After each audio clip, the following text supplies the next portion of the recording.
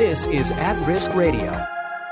Welcome to At Risk Radio. At Risk Radio is a show where we talk about leadership in the church at risk. My name is Mark Stafford, and I'm the host of the show. I'm here with David Witt. He's the CEO of SOM International. David, back in November, we had Dylan Stendal on the show. Mm-hmm. Dylan is the son of Russell Stendal. We've had Russell on many times. Russell is a major part of what's happening with SOM International. He's the director of our Latin America ministry. Dylan shared with us a little bit about what it's like to grow up in Russell's house. It was a great interview. If you haven't listened to it, we'll put it in the notes. And he talked to us about these trips that they would take in their old Toyota Land Cruiser. Now, this thing, I think it's an 88 Toyota Land Cruiser. It's not exactly fancy, very plain Jane, and they will drive for hours and hours and hours on these primitive roads in order to meet with people, to repair radio stations, to deliver Bibles, and to support their leaders all over the place. There's a story that came out in the last newsletter. It's titled Into the Wild Frontier, Traveling with Dad to the Venezuelan Border. And it's a story about the latest journey that Dylan took with his father into Venezuela in order to support some of the persecuted church there. And David, it's an incredible story of Dylan's talking about this journey that is, perilous at best. And I don't know if we totally appreciate what goes into getting a Bible into Venezuela, or what it takes to put up a Christian radio station in this very dangerous area, or how remote these places are. So, David, tell us a little bit about this story, going into the wild frontier, as they say it, along the Venezuelan border. Yeah. I think it was, in fact, it's interesting, Mark. We've gotten more feedback from Dylan's, even that podcast. I believe it's one of our favorite, most popular ones. It's one of the most popular ones. Yeah, it is. And then this newsletter, we're already getting a bunch of feedback how people are just so captivated by it and so inspired. Because it's fascinating. Yeah, so Dylan's the youngest. He kind of watched his siblings grow up. He's been kind of the one that last to bloom and to be able to do these adventures and go. And all his siblings now have married off. And so he's kind of finding his place. And he's he's a real observer. He's an introvert. And so it's just fun to be in Dylan's mind. And he's calculated risk taker.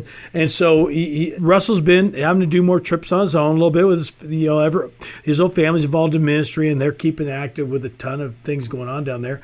And so he shares a story how it was looking as if Russell was going to have to go to the frontiers land, the borderland region there, which is one of the most dangerous spots on earth. I've even read an article about that recently, just how difficult and dangerous it is down there. And Dylan thought in his mind, there's no way I'm letting my dad go by himself. But there was a part in his flesh, he talks about how he was really torn because it's a difficult trip. You lack sleep, it's hot, there's dangers. And so he was really torn. So he didn't want to volunteer very quickly. He was hoping somebody else would volunteer, and by default he realizes I'm the only one. So he tells that mental struggle. And then I like how the story goes along there. And he talked about how his older brother, Russell Jr., who we've had on too, and Russell's just precious. And Russell reads his brother well. He jokes he doesn't have a poker face. And Dylan admits that his kryptonite weakness is he always overplays. Before going on a trip or doing anything, he processes everything a million times and gets kind of stressed out about it. And so Russell Jr. gives this wonderful apropos wisdom. And he says to Dylan, Dylan, we're fighting a war here, and they're captives. You are part of the Lord's army, and his army reacts and acts with his heart, which means the only way for the enemy to attack you is through your mind. It's a battlefield, and only you could choose to fight. And that really struck Dylan. It's exactly what he needed to hear. And I wish we'll have to have really Russell Jr. come on and really flesh this out in his own mind, because it made me kind of think, wow, that's an interesting perspective that Russell was seeing, that the mind field is the battleground and the heart is where God keeps his children safe and protected and captive. I think it's a beautiful wisdom and insight here, Mark, that Russell's hitting on, and basically he was encouraging, what I see here being said is, Dylan, if you keep your heart clean and just captive to Christ, then your mind's where the battlefield happens, whether it's going to trust God having your heart, leading you well, or whether you're going to believe the voices of the enemy and the danger and everything else. And then, the rest of the story, he walks through this. I don't know, Mark, did anything strike you about that comment yourself? Well, yeah, I'll tell you what struck me. This is something you may not know about me, but years ago I had an 80s Toyota truck. So for fun, we would go out and go off-roading in it in the mountain that's kind of between us, typically up there in Mingus Mountain and whatnot. And it was really fun to drive a off-road truck in the woods for a couple of hours. It would bang us all around, and it wasn't comfortable, and mine didn't even have a fan that blew, much less air conditioning in it. But it would do fun things, and we thought it was a real novelty for a couple of hours in the woods. What I appreciate about this story is that the Land Cruiser they're driving in is just a couple generations newer than the one I used to drive, and I just know from being in one of those things, it's hot, it's not comfortable. And after about 2 hours, the novelty would wear off. I was trying to find it in this story. It was maybe 30 hours they were driving in this thing. It was a long time, getting up at 3:30 in the morning. And then the AC, is iffy on it. Even when it works, the iffy in those old Toyotas doesn't work great. Well, and then eventually he talked about how it dies. And so it's really high humidity. So it's sticky hot. Yeah, terrible sticky hot. So it's no small thing to say, I have some hesitation about going on this trip, being banged around in this car. We're not sure where we're going to get gas or food or water. It's not going to be comfortable at all. And I can feel his hesitation on that. Way beyond it being fun, this is going to be work. And it's actually physically exhausting to be in a car going over rough roads for that long of a period of time. And then the story gets even more difficult as it unpacks. And I think we have to run to a break. But, we want to just help our listeners understand when we're trying to get Bibles into Venezuela, it's no easy process getting them there. And the last leg of the journey is often in something like a Toyota Land Cruiser, or it's on the back of a motorcycle, or it's in a canoe. And people are risking a lot. They're very uncomfortable trying to get Bibles into these places. So we'll pick up this story when we get back from this break. At Risk Radio. Every Sunday in America, over 60 million people freely walk into the doors of a church fellowship. But not everyone enjoys this kind of social freedom. Christians face harassment in 145 countries around the world. Some even give their lives today because of their faith in Jesus. Persecution is harsh. Women and children are the most vulnerable of all people groups. But be inspired that your family in Christ is boldly sharing love and hope, despite local officials doing everything they can to silence them. In fact, let me assure you that our prayers today bring them comfort and love.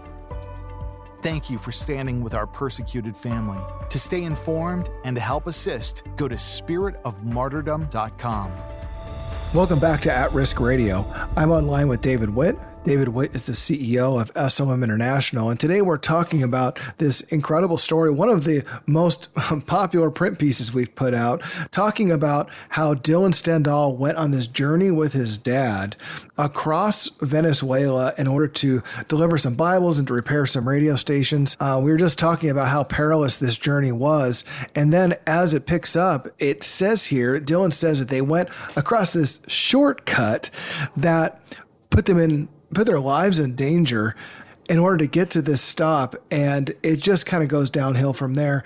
David, unpack some of the rest of this story for us. Well, yeah, so the tension is in that area of the world is you're trying to always avoid the dangers, the violence. I mean, it's truly chaos. There's not one power totally in control, and you got all the nefarious drug activities going on, militias, just bandits, in and out of electricity. It's let alone mechanics of a vehicle. And so he goes through this step by step, how they're going across a river, a secret river ferry they hear about, and rumored to be by nefarious characters, but they were able to try to get that river ferry to try to get across the river, save all kinds of time, and then they were able to help a couple who would be jailed if caught for smuggling Bibles, to encourage them, and then helped even a church that didn't even have a tin roof, and they were in the weather, and they had to fix a flat tire. Then they'd run over 2 nails. I mean, it just goes on and on and on as you read this.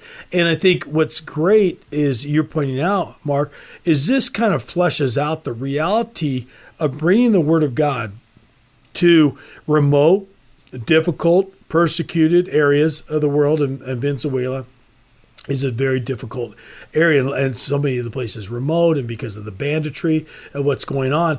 But yet, in through this whole article, Dylan is contrasting his mind of wanting to look at all these things that could go wrong. They could literally be killed. He talks about they heard the helicopters flying as they went to this village. The lights went out, and they had to go 3 hours because all the hotels were full. They couldn't find a place to stay, so they had to drive 3 more hours before they could find a place to sleep.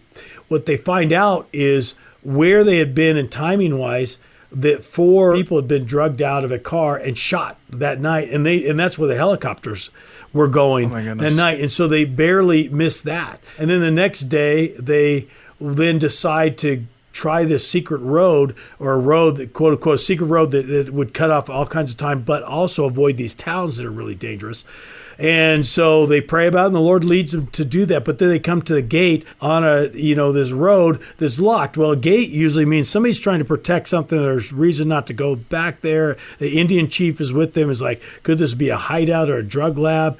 But they pray about it. God gives them peace in their heart. Just listening to the Lord, they're able to clip the lock and go through, and the Lord ends up protecting them against and getting to where they need as they trusted the Lord.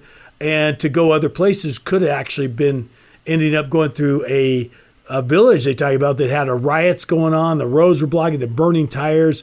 And so they were constantly avoiding and missing basically chaos that could end up in absolute destruction, injury, and loss of life. And so it's beautiful piece that Dylan illustrates as believers.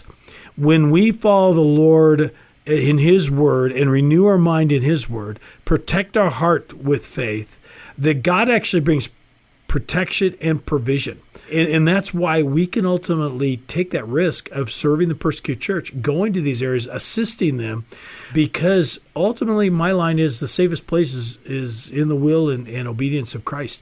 And I think Dylan just beautifully illustrates this, that the sacrifice involved, the risk involved, and yet the amazing provision of God.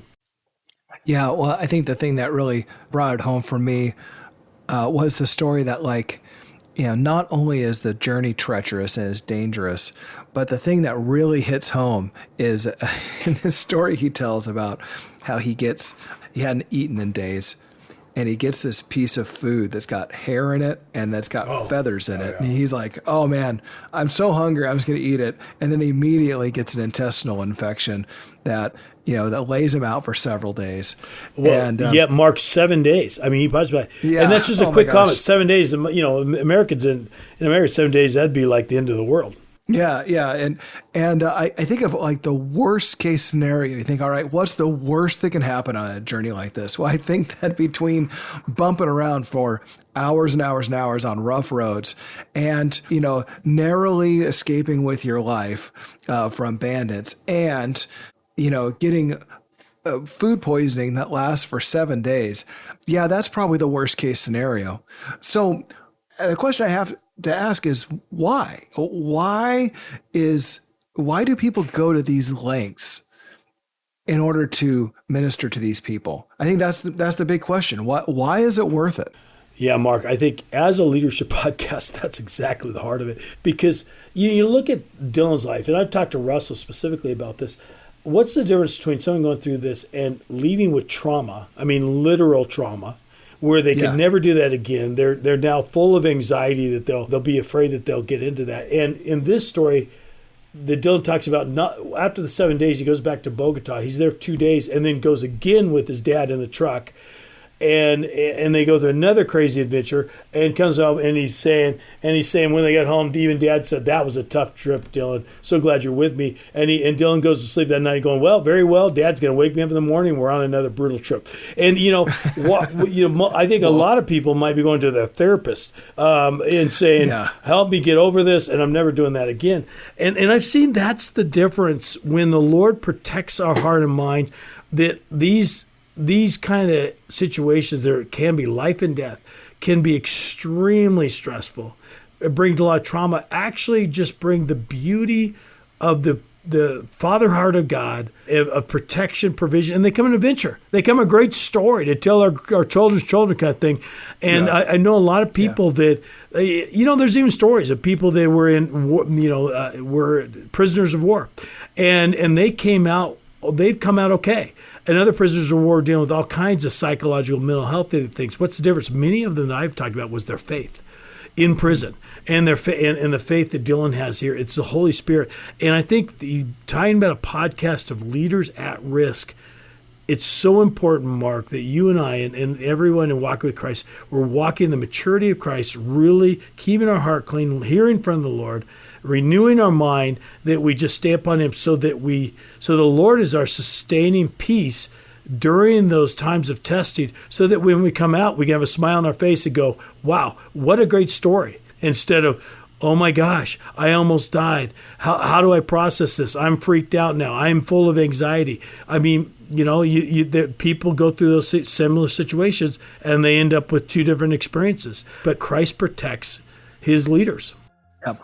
Well, I think that this story is really helpful for our listeners to understand what goes into supporting those who are risking much for Jesus. And these are the kind of things you get when you subscribe to our newsletter. You get these kind of stories. You see some pictures from the front lines, and that helps you to understand how to pray, helps you to understand when you give, like what the end result of that giving is. Because ultimately that end result is something like a Christian radio station being up on the air, or a tribe having a crate full of Bibles that they would have not otherwise had. Our full color newsletter comes out every month, and it features these kind of stories. You can sign up for that at atriskradio.com.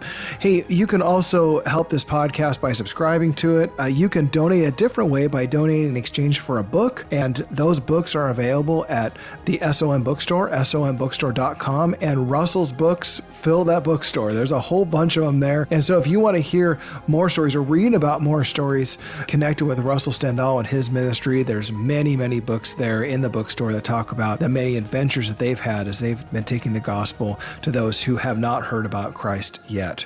Well, hey, that's it for today. Until next time, my name is Mark Stafford, and this has been At Risk Radio.